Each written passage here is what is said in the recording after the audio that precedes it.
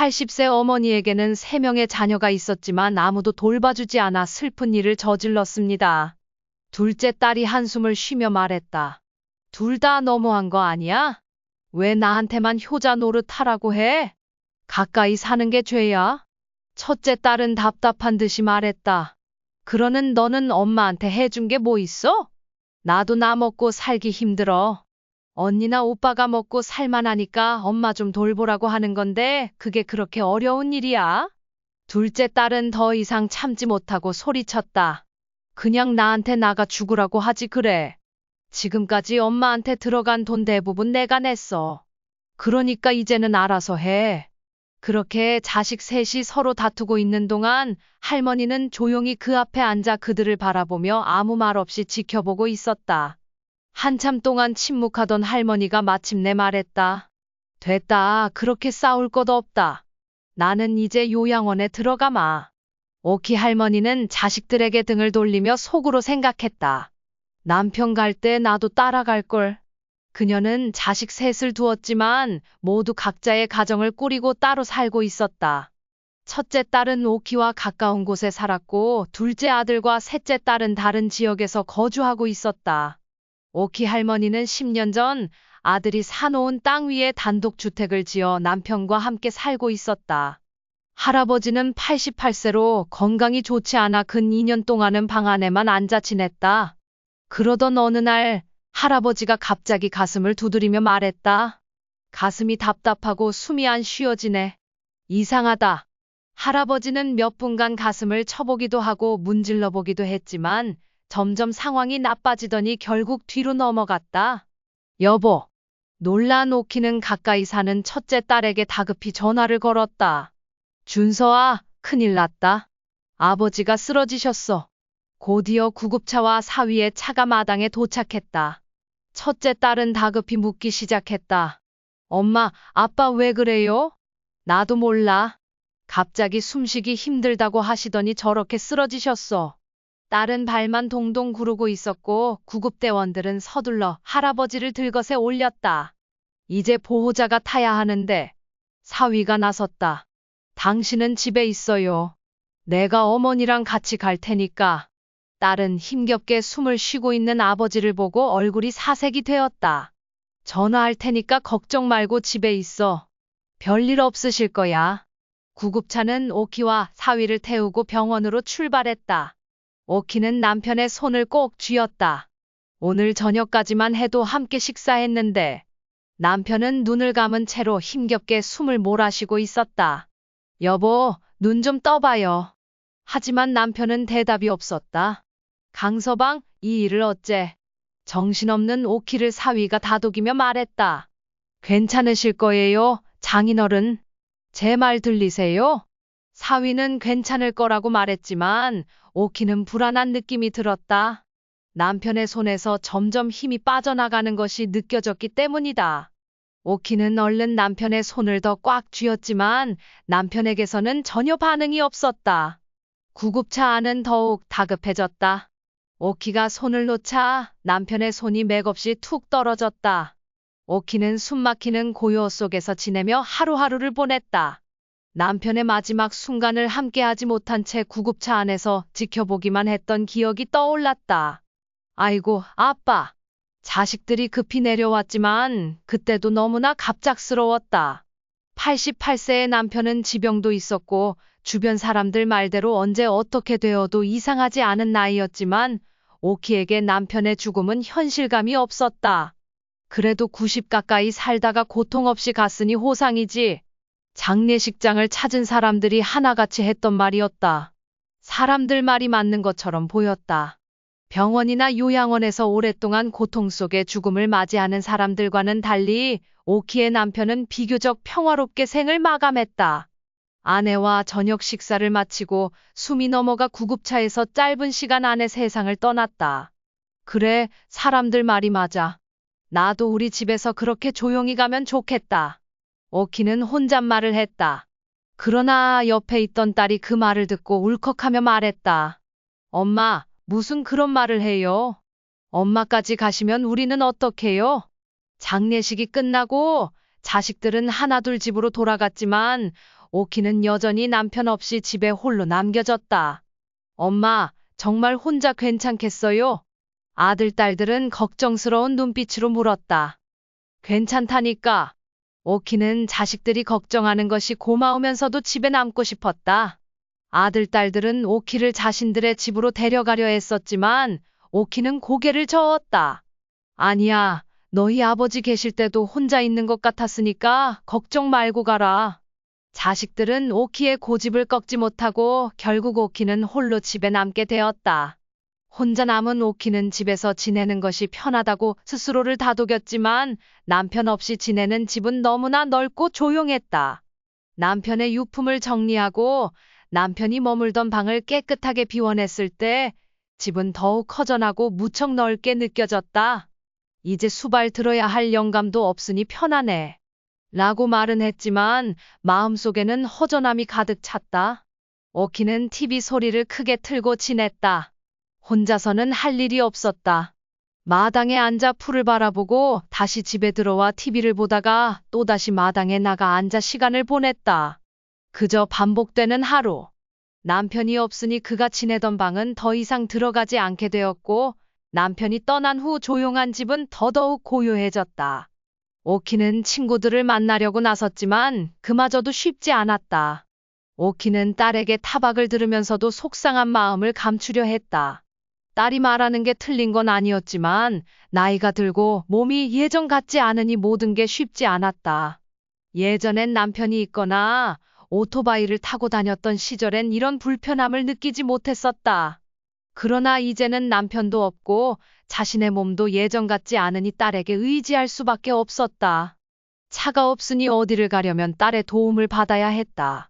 딸이 바쁠 때는 그저 집에 틀어박혀 있는 것 외에는 방법이 없었다. 오키는 혼자서 해결할 수 없는 상황이 답답하기만 했다. 딸에게 미안한 마음이 들면서도 자신이 딸에게 의지해야만 한다는 현실이 서글펐다. 병원에서 진료를 받고 나오는데도 한참이 걸렸다. 진료가 끝난 후 택시를 잡으려고 해도 길거리에 택시는 없었다. 딸에게 전화를 걸어도 받지 않아 병원 앞 벤치에 앉아 한참을 기다렸다. 딸이 점심시간이 끝나고서야 겨우 전화를 받았고 그제야 오키는 딸이 다시 데리러 올 수 있다는 말에 안도했다. 딸이 차를 몰고 와 오키를 태우자마자 딸은 타박을 시작했다. 엄마, 버스나 택시도 탈 줄 알아야지. 내가 데리러 못 올 때는 엄마 혼자 어디도 못 가면 어떡해? 오키는 딸의 말에 조용히 대답했다. 너도 나이 들어봐라.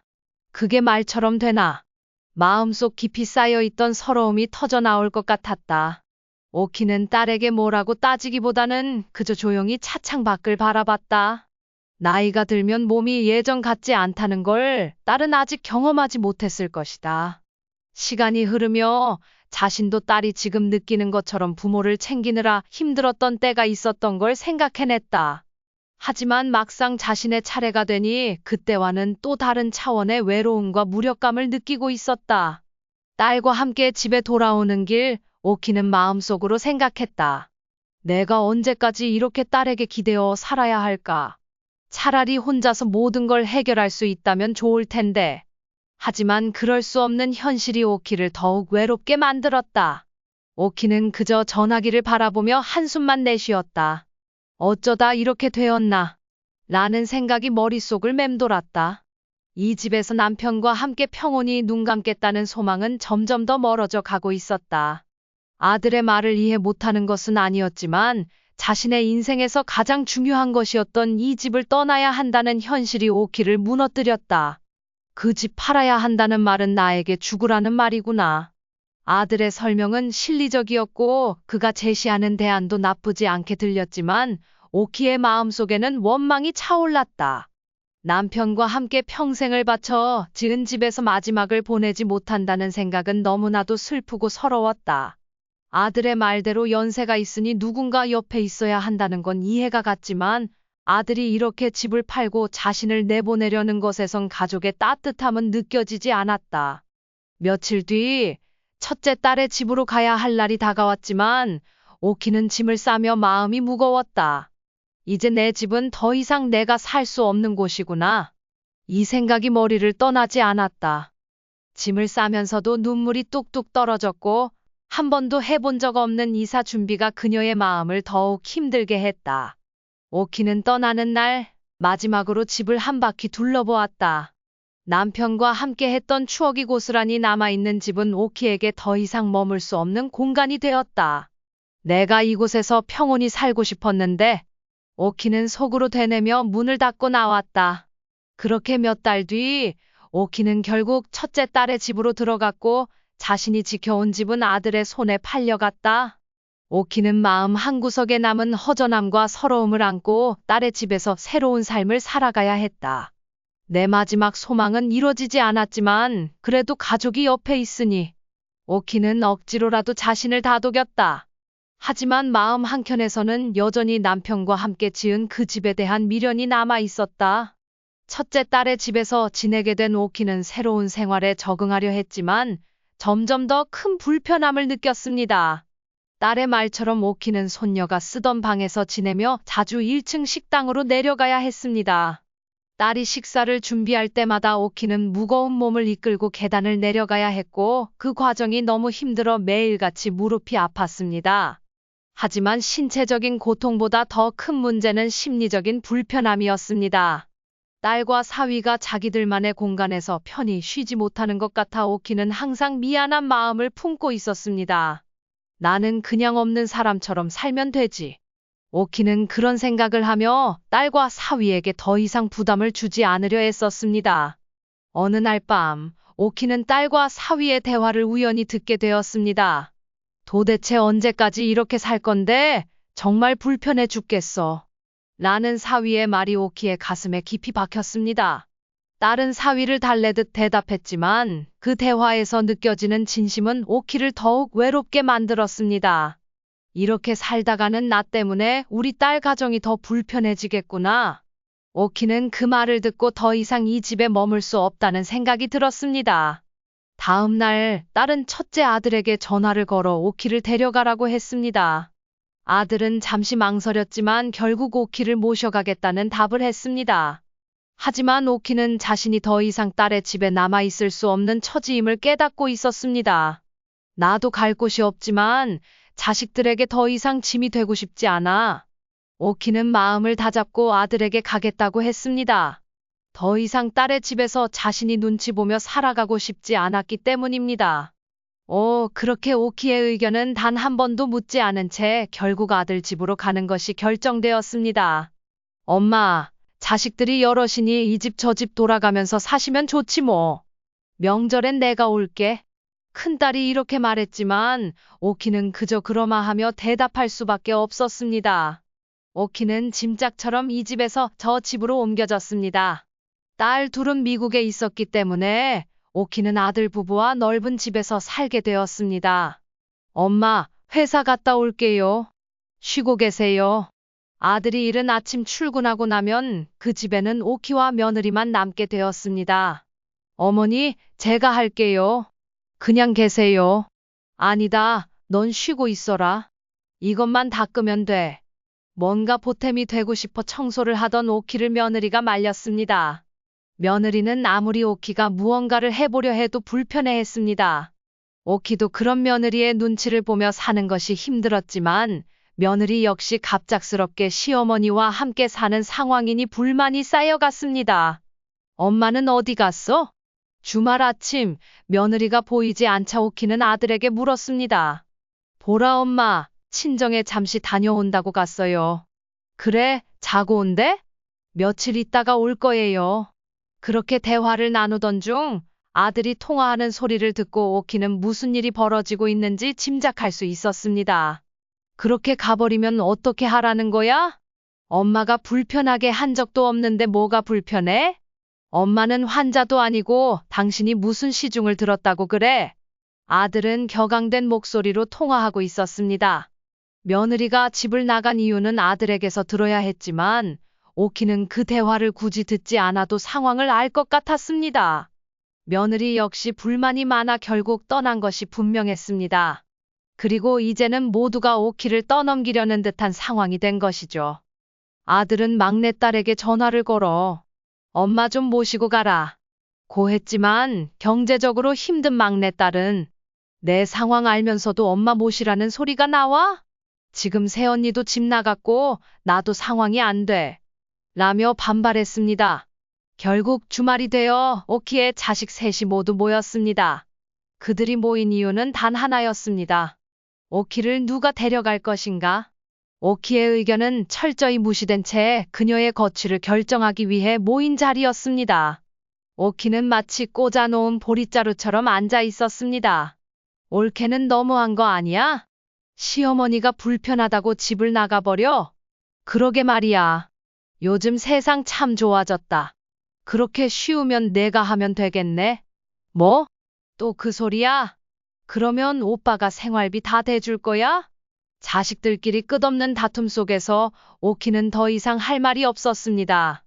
오키의 자식들은 끝내 생활비 문제로 다툼을 벌였습니다. 생활비 주면 엄마 내가 모셔갈 수 있냐? 라는 말로 시작된 이 싸움은 서로의 책임을 회피하는 모습으로 흘러갔습니다.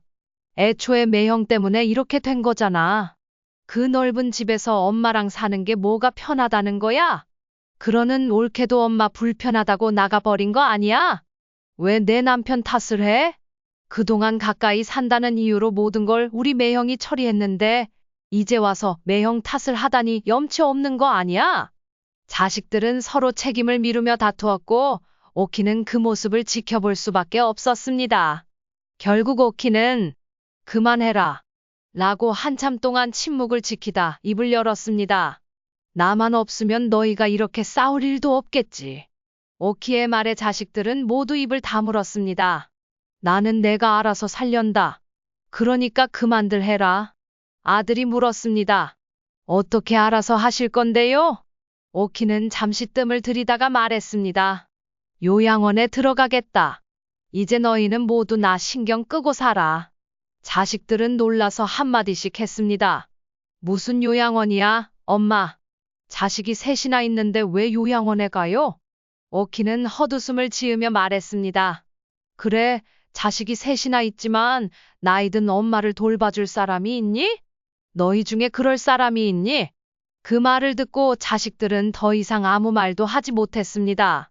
그들은 자신이 엄마를 모실 준비가 되어 있지 않다는 사실을 깨달았던 것입니다. 없지, 그러니까 내가 알아서 살련다.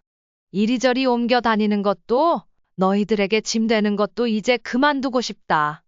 나도 이제는 너희들 때문에 미안해하는 마음보다 짐 취급받는 내 처지가 서러울 뿐이다.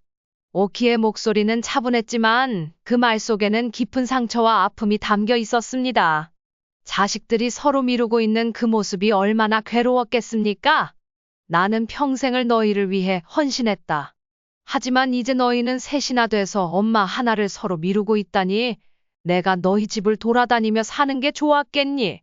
나는 언제 한 번이라도 너희에게 나를 돌봐달라고 했나?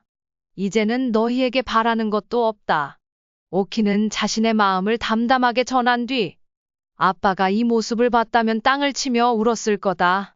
라고 말하며 짐을 챙겨 아들 집을 나왔습니다. 그 누구도 오키를 붙잡지 않았습니다.